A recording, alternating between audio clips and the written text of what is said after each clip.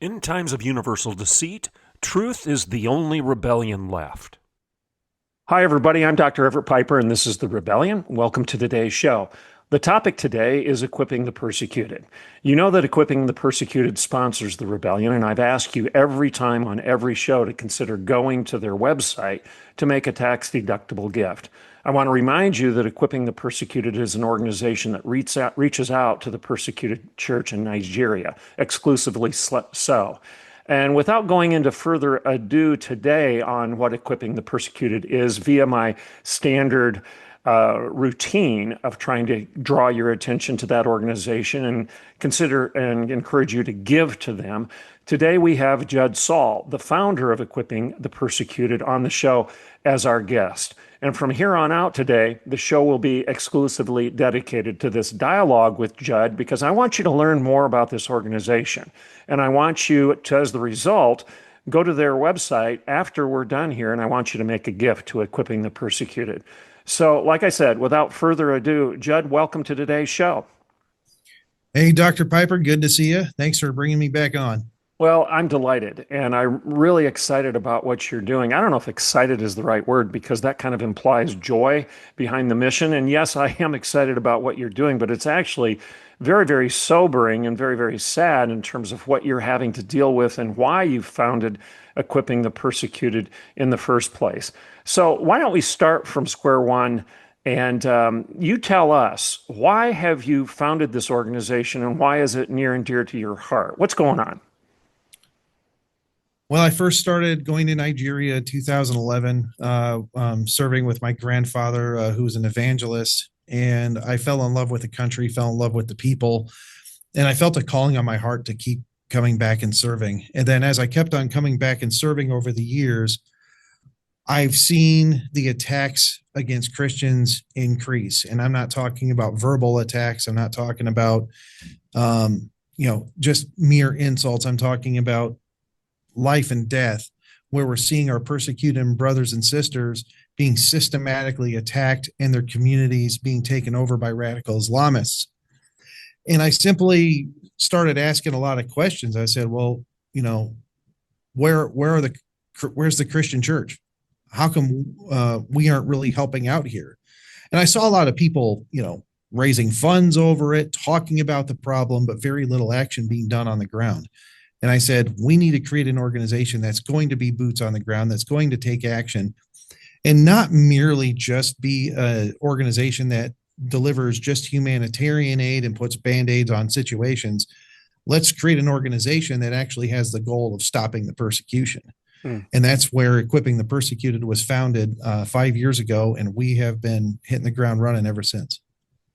Now, little rabbit trail here for the new listeners to the Rebellion. We've talked about this before on our show as to how you and I got to know each other. So before we go further into your ministry and what Equipping the Persecuted is doing, I want to tell everybody, I got to know Judd some years ago. I believe it was at a Council for National Policy meeting. I don't know. You may correct me, Judd. But yes. I think that's where we met because you were in the process of producing the film Enemies Within the Church. And I had a brief cameo, if you will, appearance in that with regard to my experience in higher education and the enemies, i.e. ideological enemies, infiltrating the church Christian education. And you and I have been friends since then. So you're not just exclusively dedicated to this ministry. I mean, your heart and soul is there, but you're doing a lot of other things in terms of communicating with culture and trying to highlight some things that the church should be paying attention to, correct? Yes, that that was a subject that the Lord laid on my heart when I started. I was at a Southern Baptist church in Iowa, and our preacher gets up at our church and preaches a Black Lives Matter social justice sermon. And I was just like, I know this guy. Where is he getting this information from? Where did this originate? Where did this start? And I've always had a calling when I see something wrong and very few are doing something about it. The Lord has gifted me with a burden for exposing the truth and shedding light into darkness and exposing things. And that's what led to doing Enemies Within the Church. And, when I see something wrong, I investigate. I ask all the questions. I look under the hood as to what's happening, and that's what spawned enemies within the church, and we became a lightning rod and a beacon for many many people that have now seen our film. Churches have changed course. We've had pastors and clergy and people write to us saying, "You know what? You're right. We repent for what's going on," and it had a very key role in changing some of the direction that a lot of these parachurch organizations and some of these seminaries were going in. Well, and I've covered Megan Basham's book, Shepherds for Sale, and not to diminish her book at all. It's fabulous. Everybody needs to go out and buy it. It's been a bestseller, et cetera, et cetera. But what I want to let everybody know is that you actually were kind of the precursor to a lot of this. You were ringing the bell, and I think Megan Basham and others have picked up or grabbed the baton and they've run with it because you were drawing attention to the problem. You were saying, wait a second, we're losing our way. We're focusing on the wrong stuff. We're being co-opted by a cultural message that is contrary to the gospel. And Jesus is warning in Revelation, he's going to spit us out if we're not true to the gospel, if we're not remaining committed to biblical truth and the inerrancy of the word and living our lives accordingly and defining the church by that rather than by BLM, CRT, DEI, or whatever acronym is in vogue during a given day, right? Right. I know Megan very well. In fact, while she was writing her book, she contacted us for source material and documentation from our film that she could add to her book. And, I just look at her book as a compliment. It's complementary to our film because she then went and really focused on a lot of more of the money trail. And she exposed more of the money trail and things going on. And, we are happy to help kind of be a start of that, lead the way. And I hope more people investigate, more people write books and cover this. But Megan took a lot of flack for it, just like we did for making the movie. But you know what?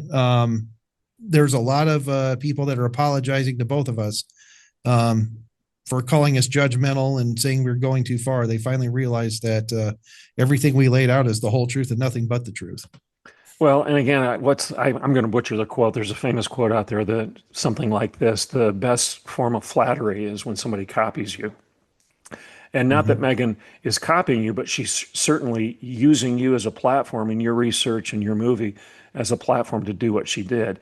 And she dug a little bit deeper and she grabbed the baton from you and is carrying on with the race. And that's a huge compliment to you. It's not only complimenting your work, but it is also paying you a huge compliment because your work is good. And she's basically saying you're right. So let's dig deeper and let's perpetuate the message. Kelly Monroe Kullberg, you just mentioned her. I want everybody to know, go get Megan Basham's book, which is, again, Shepherds for Sale. Go watch Judd's documentary, Enemies Within the Church. And then another person that you should follow is with the American Association of Evangelicals, and that's Kelly Monroe Kullberg. These three folks, Judd and Kelly and Megan, are all on the same page in terms of trying to educate the church, educate the body of Christ as to how to be biblical rather than being co-opted by culture. That's correct. And, the beautiful thing is for Kelly, for Megan, for us, vindication. We've all been vindicated and we had so much pushback, so much blowback. And now everybody's like, okay, yeah, you guys were right. And, we hated being right. That was one of the most painful things about doing this type of project is it was heartbreaking to see ministries that I loved, that I trusted, completely go down this woke social justice road. But we do see some course correction going on. Thank God. Well, again, I'm going to get back on task here, but this does set the context. So everybody listening right now, I think context is always king. I've said that over and over again on my podcast and in my writing. Whatever we discuss, whatever we read, whatever we listen to in terms of digesting information, trying to figure out who we are and what we want to do about it, context. And the context here is Judd has been carrying this ball in terms of trying to shine a light of truth within the church. He's been doing it for decades. And he's been partnering with people that you've heard about before, Megan Basham, and that is Shepherds for Sale, and Kelly Monroe Kullberg, who she kind of hit the scene with her book finding God at Harvard, but then she started getting more involved with the Council for National Policy and digging in deeper and following the paper trail. A lot of this money that we're following through Judd's work and Basham's work, Kelly Monroe Kohlberg has been digging into the money trail, where it's coming from, who's funding all of these various different nefarious messages that are infiltrating the gospel, infiltrating the body of Christ, the church. And Kelly's been back there ringing that bell for quite a while. So anyway, I'm going to put these links on this podcast when I post it. So if you're listening right now and you want to know how to learn more, not only about equipping the persecuted, but again, enemies within the church, Megan Basham's book, and then Kelly Monroe Kohlberg and the American Association of Evangelicals. So, Judd, let's get back on task here. Sorry to go down that rabbit trail on you. Oh, no, happy to go down that road. But I think it's important. It's the context for what we're going to talk about right now. So, bottom line is you're a fighter. You're not afraid to engage. I jokingly say at times the body of Christ has many parts, and a couple of us may be the elbow. Maybe you're the elbow of the body of Christ, and you're willing to get underneath the boards and grab a rebound. And if you have to throw your elbows around a little bit to get the ball and give somebody a black eye or a bloody nail, so be it. I intend that as a compliment, not a criticism. No, that's a good analogy. That's a very good analogy. All right. So now you're in this fight to try to help our brothers and sisters in Nigeria. So you started this organization some 5 years ago. Give us some numbers. Help us understand the quantitative weight of the problem. I was listening to one of your posts the other day. Refresh my memory. The woman, the anchor woman that you were on her show and you shared the numbers, the actual raw numbers of Christians that are in Nigeria, number one, and those that are going to suffer persecution and lose their lives if we don't do something about this. Yeah, so I was on Laura Logan's show, Going Rogue, and she asked me the question, like how many Christians are there? What does this look like? So Nigeria used to be majority Christian. It is now 50-50, 50% Christian, 50% Islam. And entire communities over the last 15 years have completely been disappeared and Muslims fully control. And this was done by violence, by murder, and a flat out genocide against Christians. So Nigeria is the most populous country in Africa with over 200 million people. 200 million. 200 million people. I'm just going to interrupt. That surprises me. I didn't think their population would be that large. So yeah, it's 2/3 of the United States in terms of total population, correct? In terms of total population. So you have 200 million people in Nigeria. Now, what is happening right now, and the Nigerian government is letting it happen. The international community is letting it happen. They're watching it happen. But what it is slowly but surely, it's been a death by 1,000 attacks, and they're eliminating Christians over a long period of time. But it's coming to the point now where the attacks are becoming more brazen, and they are killing, instead of 10, 20 in one little village at a time, they're now starting to kill Christians in the hundreds at a time, and they're being more brazen in the attacks, and the Nigerian government is doing nothing to stop it. But what's happening is the Muslim North is conquering Christian communities and moving further south. Now, if something is not done soon, there will be a civil war or a major uprising, and we are going to see millions of Christians murdered for their faith unless something is done, unless the international community steps in, unless the United States steps in. Now, why isn't the government doing anything about it? Is the government Muslim? The current president is Muslim. The vice president is Muslim. They have been turning a blind eye toward the atrocities. So what happens is this. In Nigeria, there's no Second Amendment, but the terrorists can have guns. They can walk around. They don't get arrested. Their weapons don't get taken away. And they go in killing people and no one gets arrested. But as soon as a Christian gets his hands on an AK-47 or a Christian village gets their hands on some real weapons, the military comes in, they disarm them, and then a week later, the enemy comes in and kills the Christians. Sponsored by the government? sponsored by elements of the government. I wouldn't say it's directly sponsored by the president, but the president's willingly looking away, allowing the military to turn a blind eye to the atrocities. And in some cases, we've seen military complicit in these atrocities, and there is no accountability. So is the military, and again, I just want to make sure I understand and everybody else understands it. The government isn't officially Muslim, but it's the president, the vice president, and the military is not only sympathetic to Islam, but is predominantly run by Muslims. Is that accurate, or am I exaggerating? Yes, no, that is very accurate. And what happens is up north. So up north, the military in Nigeria and the police in Nigeria are supposed to be, equally divided. You have Christian officers, Muslim officers, and it's supposed to be everybody gets along. But what's happened is they've been removing Christian officers from the military in the areas where Christians are being attacked. They've been removing Christian officers, replacing them with Muslim officers. And so if you go down south, like to Lagos and other parts of Nigeria where there's persecution is really not happening, there's Christian military officers, there's Christian police officers, not very heavily Muslim influenced, but where the killing is going on, it seems magically the command has been replaced by Muslims. All right. So is it planned, or is it just we can't do anything about it, so we're going to turn the other way? And hey, what happens, happens, and kind of sucks to be you, but we can't stop the lawlessness. We don't have the power in the government or the military to really stop this or do anything about it. Is it that, or is it more nefarious, where the government is actually complicit and actually at least somewhat involved in the planning of the persecution? I believe it's complicit. Evidence shows that it's complicit. I'll just put it this way. So part of our mission is we created a website called truthnigeria.com back in late 2023. Does it still exist? It still exists. Say it again. Give everybody that address. Truthnigeria.com. Okay. So we found out that one, the government controls the narrative as far as what the media says in Nigeria. There is no free press in Nigeria.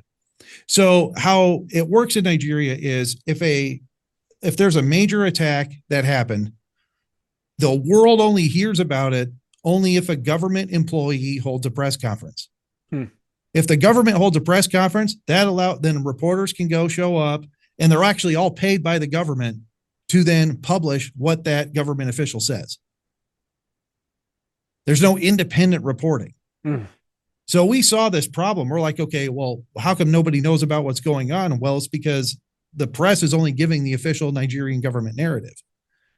So we created Truth Nigeria. We have 14, 15 journalists in Nigeria documenting and reporting on what's actually happening. Now, because we started reporting the truth, Nigerians started coming to us with information. Because now there's an outlet of people telling the truth. Well, when you become a lightning rod, you tell truth, people start coming out saying, hey, I have information. So in 2024 alone, Truth Nigeria, we issued 64 terror alerts, which we had intelligence of when terror attacks were going to occur, where they were going to occur.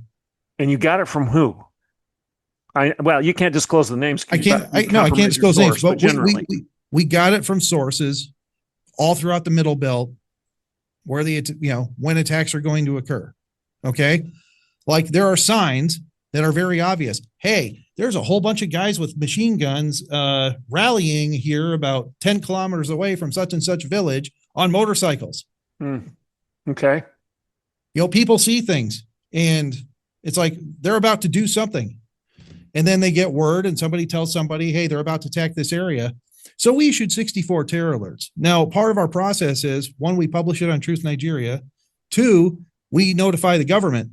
We notify the local villages. We notify the local military and police officials of the impending attack. We were 89% accurate on our terror alerts. So 9 out of 10 of the alerts that you issued were true and accurate. Did anybody listen to you? Did the government, did the military, did the police do anything about it? The police did nothing. The military did nothing. Local government officials didn't do anything, but local villagers found out, and many times they took action, either evacuated, Okay. they put up a first line of defense and thwarted off attacks. And that the terror alerts alone have saved lives. But what we know for sure is that the government never intervened in any of our warnings. Okay. All right. So I want to go down this Yeah. this path a little bit here. So you know the stuff's going on. You've got reporters that are letting you know in advance that the persecution is going to happen. You're issuing alerts. The government isn't responding. The military isn't responding. The police are ignoring you. What can you do about it? Now, I know you've got a plan and you're trying to get people of influence involved. And I think it involves more American government influence, maybe economic pressure or whatever. What's the strategy to get these people to listen to you and actually do something about it? When I say these people, the military, the government, and the police. The only way the Nigerian government, military, police, and all that to happen is going to have international pressure and then sanctions from the U.S. All these powerful Nigerian senators, these terror leaders, they all have visas. They come to the U.S. for vacation. They travel the world for vacation. They have money. They do have resources. If we took all that away and banned them internationally from traveling, and we took away some of their lavish lifestyles and bank accounts, simple sanctions would go a long way. But then I think we could get a very pro-Trump economic policy involved with Nigeria. Nigeria is very corrupt. I think if we actually gave an economic incentive where the U.S. gets a return on their investment for helping security in Nigeria, paying Nigeria to do the right thing instead of the wrong thing, and we get mineral rights and we get a return of our investment for an investment in security, I think it would go a long way and it would stop the terror overnight. Is anybody listening to you in the current administration? We're trying. We're trying to break through. We're trying to get in. We do have some ears finally listening to us and what's going on. And now with the new administration, at least they're willing to talk to us. We couldn't get anywhere in the Biden administration. Like, we got nowhere with them. And now that there's new blood in the State Department, things are shifting around as far as our Africa policy. I think we have a window of opportunity. And what I know, it may be short, just a few years, but we do have an opportunity now to really do something and save literally millions of lives. And it won't take much from the U.S.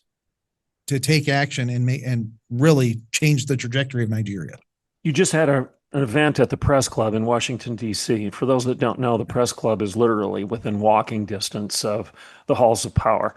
How'd it go? What did you accomplish? Who was there?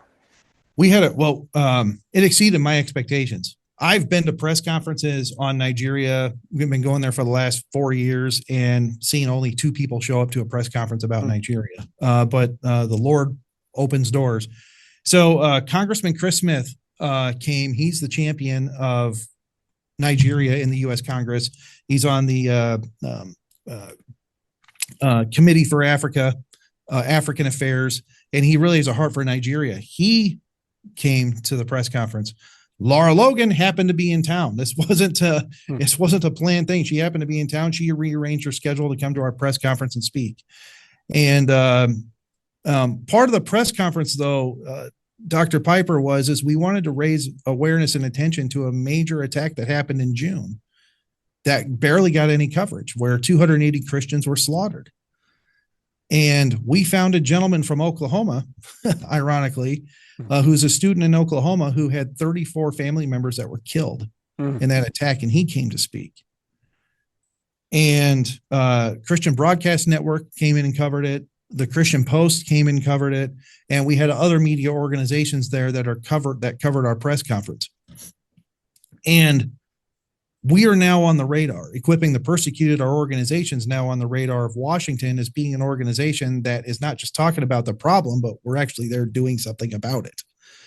And we're very grateful. The press conference went really well, and it's still being shared continuously. It's gone viral in Nigeria. Hmm. because somebody's actually saying the truth about what's actually happening there. And when an American press conference is talking about what's actually happening in Nigeria, Christians are very thankful that somebody's finally speaking truth. You've got a brief documentary that you put together on this, and you've got other Yeah. clips from your press conference or whatnot. Is there a way for people that follow the rebellion, this podcast here, is there a way for us to easily access that? You can go to our YouTube page, Equipping the Persecuted. Just look up Equipping the Persecuted on YouTube. You can look up, Facebook.com/Equipping the Persecuted. And we are going to have the documentary up on our website here in a day or so. You can go to equippingthepersecuted.org and you'll be able to see the mini documentary. But what we did was we wanted to do a documentary on this tragedy, on this massacre where 280 Christians were slaughtered. And here's the thing, really why we pushed this in the press conference is that this particular attack, Dr. Piper, we knew about 3 weeks in advance. We issued a terror alert 3 weeks in advance to this attack happening. Then again, 24 hours before the attack, we issued another terror alert because we knew they were mobilizing, that it was real. The government did nothing. In fact, there was a military base that was less than a kilometer away that all they were doing was firing their guns into the air while an entire group of terrorists were massacring 280 Christians. And when I mean massacre, they were shooting, they were burning them alive, and when they were trying to escape the fire, they were being hacked to death with machetes. Incredible. Did anybody get any film, iPhone footage or whatnot of this? Just the aftermath. Okay. Because everybody's running for their lives. Right. I was just curious. And the thing is the Nigerian or the Fulani Muslim radical Islamic terrorists that are doing talk about that a things. little bit more. I wanted to ask you about the Fulani. Is it an organization that would be somewhat akin to Hamas and Gaza or whatnot? Tell us about the Fulani and why that is the problem. The Fulani are a nomadic radical Islamist tribe. Jihadist tribe. They have a Wahhabist form of Islam from Saudi Arabia. And we have reason to believe that they are being funded by other Wahhabists from Saudi Arabia. And they have this in their belief that Nigeria is theirs for the taking. And whenever they step on land, that's their land. If anybody that gets in their way is inconsequential. It doesn't matter. They don't care about human life. They don't care about dignity or humanity. They believe that Nigeria is theirs for the taking, and they're doing everything they can to take it over because Allah willed it to them, according to their beliefs. And so they have a very radical form of Islamist belief. And even some of the other nominal Muslims in Nigeria, some of the Hausa, some of the other tribes are going, we can't work with these guys. But even the Hausa and some of these other nominal Muslim tribes still suffer the same way as Christians do. But when the Fulani are attacking Christians, the Hausa Muslims look the other way. President and vice president of the country, are they Fulani or are they the other tribe? They are the other tribe. Buhari, that was in power prior to this administration, was Fulani. Okay. And I just want to point this out. Let's get political here for a second. Guess who helped Buhari win his election, and guess who helped Tinubu win his election? Well, I'm going to guess, but I'll just let you tell us. David Axelrod. Connected Democrats, to Obama, of course. Connected to Obama, Democrats have been working in Nigeria elections to get Muslims in power and to make sure Christians don't get power. The Democrat Party of the United States has been interfering in Nigerian elections to make sure Muslims get power in Nigeria. Okay, political rabbit trail, but I just want, okay. Everybody knows that Barack Obama at least had Muslim sympathies. I'm going to keep my powder dry on what his what his religious faith really is. I won't go there. But there's no question that he had Muslim sympathies. And I don't even think he would deny that. And his policies clearly showed that. But I don't believe there's any evidence that people like Axelrod or whatnot are Muslims. So why in the world would Axelrod and the members of the Obama administration have wanted Islamic extremists to gain more power around the world? It doesn't make any logical sense. If you're a humanist, if you're a secularist, if you want the radical rainbow agenda to prevail across the world, why would you want the Fulani to rise to power? Well, they follow the same policy they did in the Middle East with the Arab Spring and the destabilization of the Middle East by getting rid of all the dictators that were in the Middle East. It's a total destabilization. Obama's main legacy and his ideology, along with Axelrod, everybody else, is complete deconstruction. It's deconstruction. Now, do they think they can control what the disaster that deconstruction creates? Do they think they can come in after everything is burned down and somehow win the day and build it back up through their own power? Is that their belief? Well, it's the same playbook that the communists and the far left have done with Islam over the last 50 years. So if you look at how what happened in Iran, okay, the far left, the communists, the socialists, were the ones leading the charge to overthrow the Shah of Iran. But they couldn't do it unless they had the cooperation of the Ayatollah and the Islamists. So they joined forces to get rid of the Shah of Iran. And once the Ayatollah took power, what happened? The Ayatollah killed all those idealist socialists and they were all massacred. No one ever talks about this. But all those radical student leftists that were calling for revolution and reform all got shot. Sure. And radical Islam took over, but it's the same playbook. Radical Islam and the far left have to team together to destroy anything that's good. It's some of these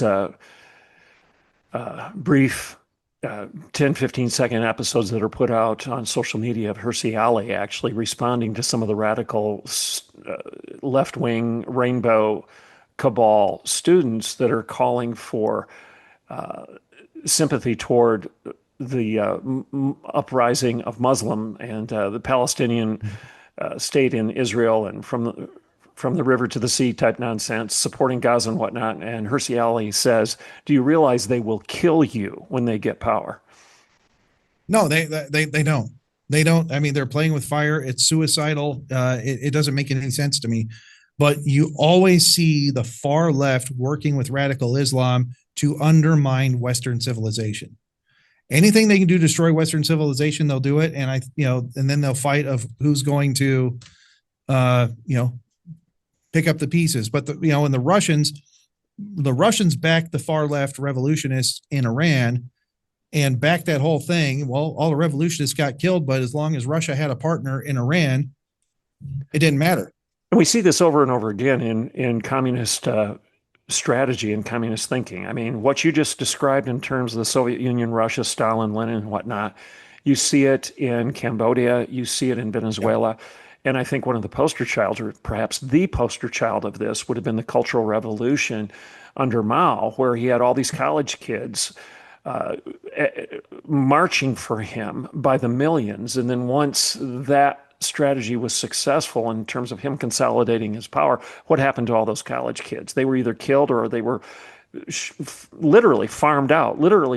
They were relegated to the rice fields where they were essentially forced labor until they died. But they don't call them useful idiots for nothing. Absolutely. All right. So that, again, context. I do think of this as an important path to go down in terms of helping everybody understand the context of the persecution in Nigeria. It's this weird marriage of Islam with communist philosophy, with Marxist philosophy. And that marriage will end in divorce because they can't coexist forever, but because they both want to tear down Western civilization, Judeo-Christianity per se, and replace it with a different ideology, whether it be the despotism of communism or or radical Islam. and all that comes with that. They marry in this weird marriage, and probably recognizing that at sometime down the road there's going to be a divorce, and one of the partners in this marriage is probably going to suffer an early death. That's really what's going on in Nigeria right now. Would you agree? I agree 100%. One of the biggest bad actors in Nigerian politics is part of the Socialist Democratic Party. Hmm. The radical Islamists are part of the progressive parties, Hmm. Hmm. and Yes. they are working hand in hand. I mean, it's right in front of you. Curious. Yeah. We see it happening in Western Europe right now, France, Great Britain, London in particular. And then in the midst of all of this confusion, where you see a rising Islamic population through crazy border policy or whatever the reason is that they've had that particular situation in London and across Great Britain and in France. And then you see Great Britain actually voting to give 16-year-olds, the parliament decides to give 16-year-olds voting rights. Well, that's a brilliant idea. You've got a rising Islamic population with a lot of radicalized teenagers, and now you're going to give 16-year-olds the right to vote and guide the future direction of your country. This isn't going to end well. So we see it in Western Europe, and we're seeing it in some locations in the United States right now, Dearborn, Minneapolis, et cetera, et cetera. How much of a threat is this outside of Nigeria? Okay, it's not, I'm arguing, I guess the point I'm bringing up here is this isn't isolated to Nigeria. No, It's going to, what happens there ain't going to stay there. What happens in Vegas will not stay in Vegas. well, that's correct. But what we're seeing in Nigeria is just a culmination of what is going to happen in England in 40 years Or less. or less. Okay. Nigeria is ahead of the game. Right now, what we're witnessing in Nigeria is a real life jihad right before our eyes, a conquering of a nation in traditional old Islamic playbook. Its style. Move in, don't assimilate, grow your population, start killing, take over more territory. This is how they've conquered civilization since its inception in 640 AD. Right. Move in, populate, you're a minority, don't cause too many waves, but once you get the population, Critical mass, tipping taking point. political power. When you take political power, then you go on to the killing because you have the political cover to kill. Right. And then once you have majority, well, then you can go full on genocide. Well, we're doing genocide right now, but little genocide. Then you go to big genocide where you're talking hundreds of thousands and millions of people being massacred. And that part of the Islamist philosophy is hand in glove with Marxist philosophy. The same strategy prevails in secular Marxism as it does in radical Islam. The same strategy of move in, Yes. achieve critical mass, align yourselves with those that don't necessarily agree with you, but when you have power, you can get rid of them. You can get rid of those people, and you can consolidate your power and control the country. So I guess the reason I go down that trail, and I'm going to get off it now because we want to get back to Nigeria and how the listeners can help you help our brothers and sisters there. But maybe it'll help us take a little bit more seriously if we can just wake up and realize, smell the coffee, if you will, that this is not going to stay there if we don't stop it. So there's Correct. a little bit of not selfish, but self-preservation in what I'm saying right now. It's not going to remain isolated. This is the type of worldview and philosophy, and the consequences therein don't just stay in one location or one locale. They don't stop in Nigeria.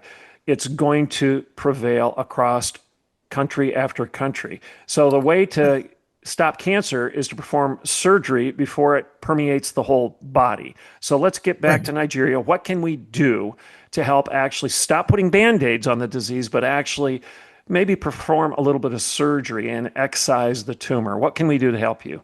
I need everybody watching this and listening, and all of our friends and contacts, to contact the Trump administration, say intervene on behalf of persecuted Christians in Nigeria. Who? How do we do that? Marco Rubio, Okay. Trump himself, say we need to have a strong foreign economic policy predicated on the security of Christians in Nigeria. It's a win-win for Trump. It's a win-win for return of investment, and it's a win-win for Christians and putting a stop to this terror. And Nigeria is a bought and paid for government. If we gave them money and incentives to do the right thing, they do the right thing. And if we eliminated some of the headache and some of these terrorists that are holding these politicians hostage, and those were dealt with, I think things could be peaceful. But I'll just put it in perspective. If we don't stop it now, 50 years from now, all of Africa is going to be taken over. If they take over Nigeria, all of Africa is taken over. It's done. They are now, all of Africa will be a radical Islamist continent. And I can guarantee you, with the natural resources and everything in Africa, if radical Islam gets a hold of all of Africa, that is going to be trouble for the entire world. And it will be trouble for the United States. Your children and your grandchildren are going to have to deal with it. And I just want to point this out, Dr. Piper, and a lot of people have a romanticized version of persecution. And in fact, I was at a conference the other day, and a speaker brought it up that, well, where persecution happens, the church explodes. Not with Islam. There has not been one Islamic country where Christianity has exploded and eventually beat out Islam and became a Christian majority nation. The Christians in these Islamic countries have been dwindled down to a tiny minority. Christianity does not explode in Islamic countries. The only way an Islamic country has ever become a Christian country was with war and conflict. So we have to get this out of our heads and understand what we're dealing with Islam is that there has not been one Islamic country that has ever turned Christian, and Christians continue to get smaller and eradicated in these countries. Christianity moves, but it does not blossom in these Muslim countries. All right. Speak to the issue of the conflict within MAGA right now, where you've got isolationists, conservative spokespersons that I respect. I've listened to them for years, but yet at this point in time, I don't know what's tipped them over the edge. Maybe it was Donald Trump's initiative in Iran, bombing the nuclear facilities there. Maybe it was our support of Israel and their attacks, justified in my view. And when I say attack, it was a defensive attack into Gaza because of the massacre on October 7th. So we've got some conservatives within MAGA that are isolationists that are saying this is terrible. We've betrayed the American people that voted for Donald Trump because we wanted to stay out of perpetual wars. We didn't want to be the world's police officer. Now, we've got some people probably listening to this podcast right now that lean to that side of the conservative movement. I'm going to guess you have a word for those folks, for those that are in our tent in terms of conservative Christianity, conservative politics, but we lean isolationist. What would you say to us right now? They're very ignorant to the reality of what's surrounding them and what's going on.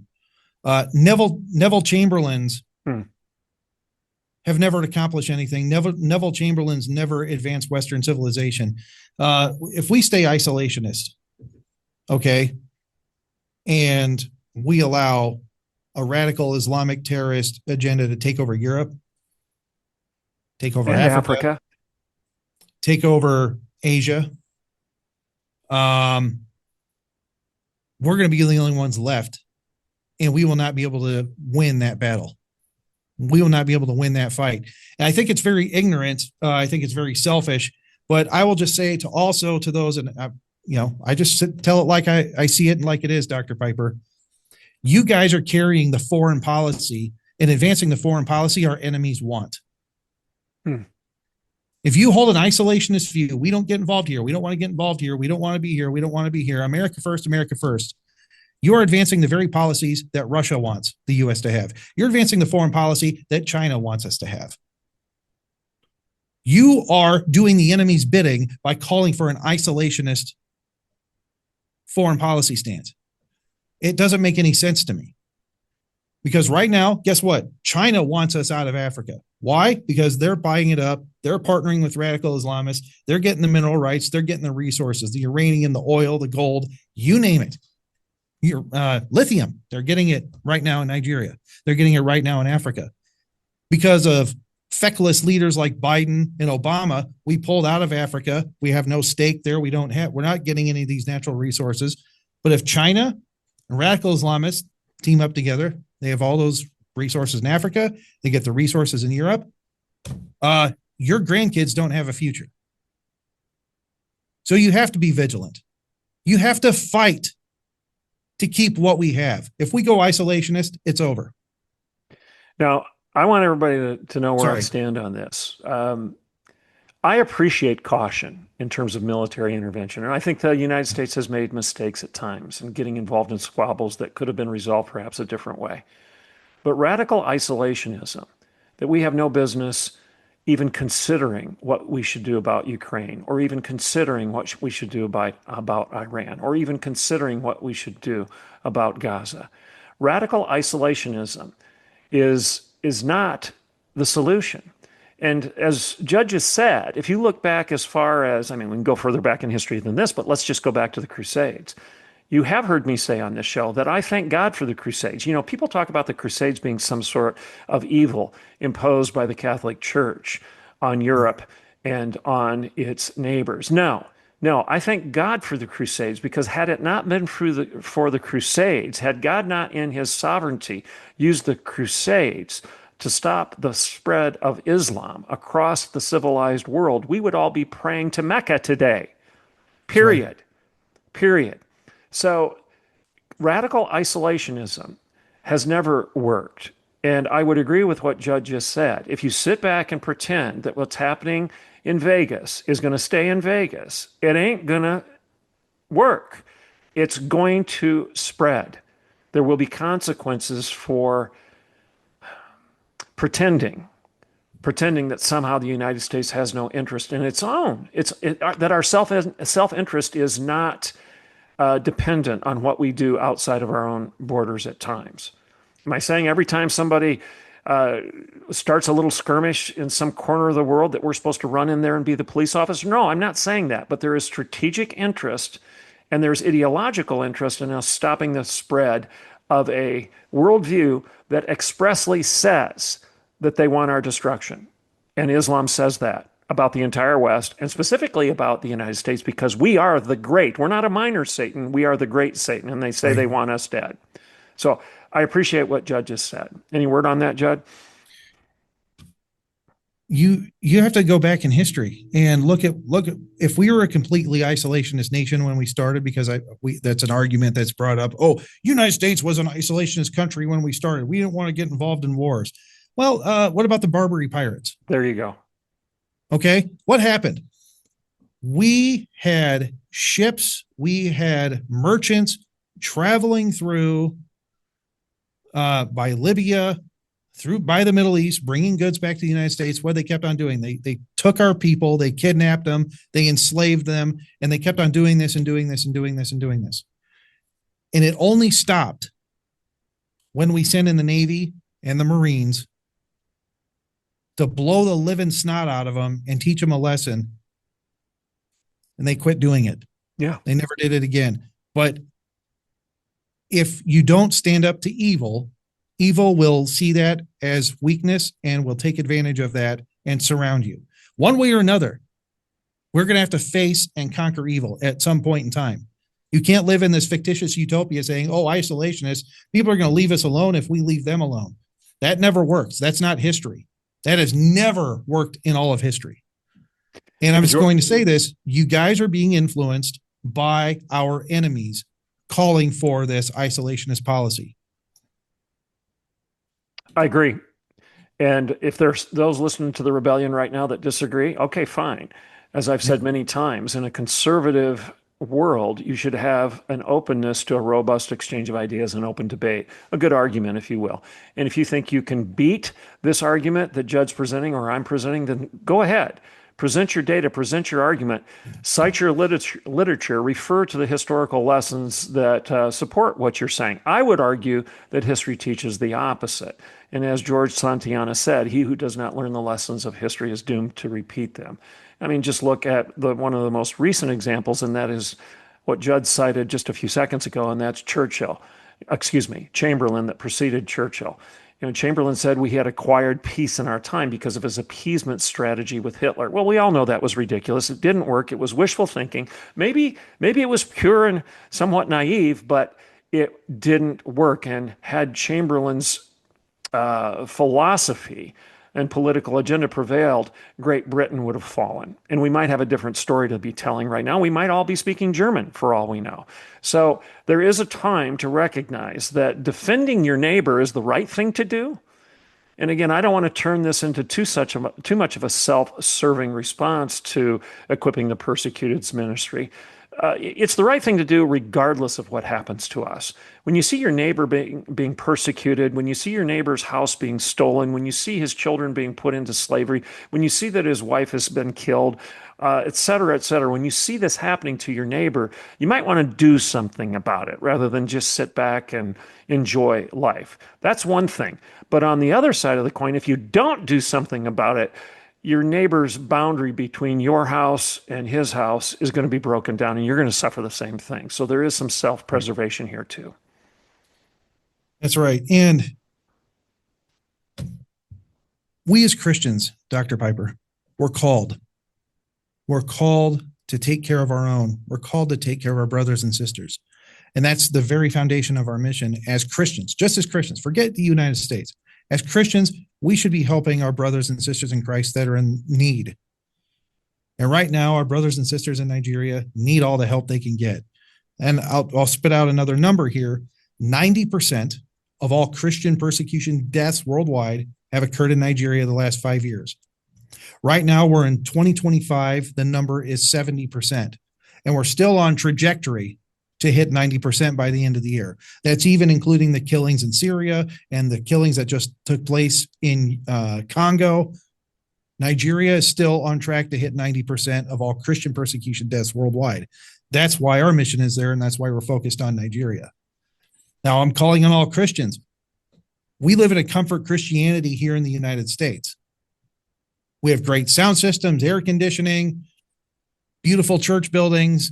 We can walk into church freely, worship, grab coffee and donuts afterwards, lunch.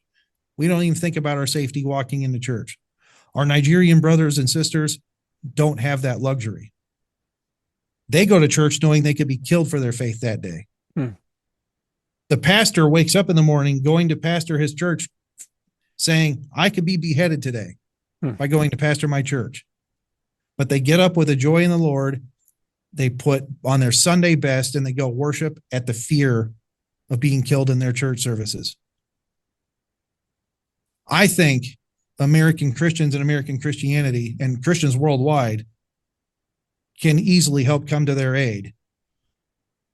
Give them a leg up, help feed them after they've been attacked, help pay for their surgeries after being wounded, help rebuild their churches. That's what Equipping the Persecuted is doing. And we're also working with them on village security teams and protecting themselves. So I'm asking all of you, if you want to get behind a mission that's actually helping persecuted Christians, not just putting a Band-Aid on the situation, but trying to stop it, Equipping the Persecuted is the organization you should support. I can't think of a better way to wrap up the program here. So I'm not even going to paraphrase what you just said. That's the call. That's the call to arms. That's what we should do. And there isn't a soul listening right now that can't go to your website and make a gift of $50, $100, $500. And some of you can do more, $1,000 or more. There isn't a soul watching this podcast that follows me on a routine basis that can't do something. So I want you to go to equippingthepersecuted.org. That's equippingthepersecuted, one word, .org. It's a tax-deductible gift. It's like giving to your church or your alma mater. It's a tax-deductible gift, and it will make a difference. It'll make a huge difference for all the reasons that we've been discussing for the last hour or so, and Judd just nailed it in terms of the final appeal. Judd, what other websites? I mean, you mentioned that we should contact Donald Trump's I mean, we can email his office, we can make a phone call to the White House, we can do so with Rubio as Secretary of State. Anything else that you want to highlight in terms of contact information? Yeah. Call your congressman, call your senator. Say, intervene on behalf of Nigeria. This is a concern to me. This is a concern to your constituents. Intervene on behalf of persecuted Christians in Nigeria. And tell them to push policy to intervene economically, sanctions, whatever they can do to do it. But if it's sight unseen, unless you call your congressman and your senator, or you have some influence, you know them, address your concern. Tell them you have a concern about this. Make this part of your list of when you're talking to your politicians, that you want them to intervene on behalf of persecuted Christians in Nigeria. And I would add this last word to all of you. There's strength in numbers, and the numbers don't have to be in the thousands. When you get 20, 30, 40 people calling the White House or calling your congressman's office or calling the Secretary of State, that resonates. That hits their radar. I know this for a fact because I've talked to some of these politicians that serve in Washington, D.C., and they say, when we start getting a handful or a couple handfuls of communiques from people that are upset about a given issue, we pay attention. It hits our radar. So if 50 people that are attending to the rebellion that follow this on a routine basis contacted those various different political offices right now, it will make a difference. My goodness, if 200 of you or 500 of you did so, it would ring the bell and the bell would be heard. So give us some money and you can do it. And also you can take 30 seconds and you can make a couple calls or send a few emails. Anything else, Judd? No, that is all. I just ask that everyone listening, just please pray for our mission, pray for provision, pray for security for our teams, and just pray for our persecuted brothers and sisters that are suffering the worst imaginable possible persecution you could think of. Pray for them, pray for peace, pray for comfort, and pray that we can put an end to this. Judd, I know you're busy. You're traveling all over the country, all over the world because of your work. And I know you're in a conference right now, and I've taken more of your time than I should have. So thanks for what you're doing at Equipping the Persecuted. Thanks for what you do in partnering with us here at the Rebellion. We're honored. We're honored, and we do pray for you, and we're cheering you on. And some folks are going to start giving you some money, and they're also going to start making some phone calls and emails. So thanks a bunch, and blessings to you. Everybody, thanks for listening into the Rebellion today. And just remember, in times of universal deceit, we surely live in those right now, truth is the only rebellion left. Speak the truth, fund the truth, let your neighbors know the truth, and let your congressman and your president know the truth, especially on issues like this. Thanks for listening in today. This is Dr. Everett Piper, and this is The Rebellion.